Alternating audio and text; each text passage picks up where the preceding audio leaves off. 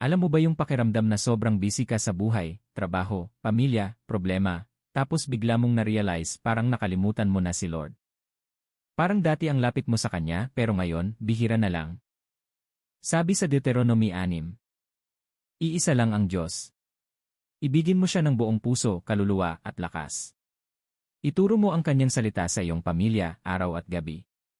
At huwag mong kalilimutan ang Panginoon. Parang ganito lang yan, mga kapatid. Isipin mo, may tatay na sobrang nagsikap para maitaguyod ang pamilya. Nung una, sobrang thankful ng mga anak. Pero habang tumatagal, gumanda na ang buhay, naging komportable. Nakalimutan na nila kung sino yung nagsakripisyo para sa kanila. Ganon din ang Israel noon. Iniligtas sila ng Diyos mula sa hirap, dinala sa magandang lugar. Pero may warning si Lord, mag-ingat kayo, baka makalimutan niyo ako. At hindi lang yon, ang bilin pa niya. Hindi sapat na alam mo lang. Ituro mo sa mga anak mo. Ikwento mo araw-araw. Gawing bahagi ng buhay. Kaya ngayon, simple lang ang tanong. Mahal mo ba talaga si Lord o naaalala mo lang siya kapag may problema? Kung gusto mong maging totoo ang faith mo, isama mo si Lord sa araw-araw mong usapan. Mag-pray kahit simpleng salita lang. Ikwento mo sa pamilya mo kung paano ka tinulungan ni Lord.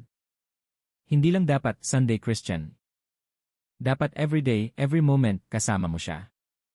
Kung tatanungin ka ngayon, sa lifestyle mo, makikita ba na mahal mo si Lord ng buong puso?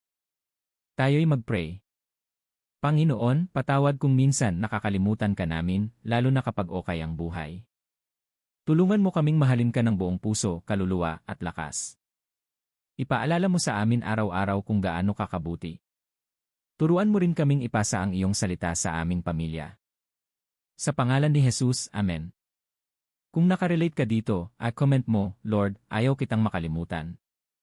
At share mo ito sa pamilya mo, baka ito na ang reminder na kailangan nila today.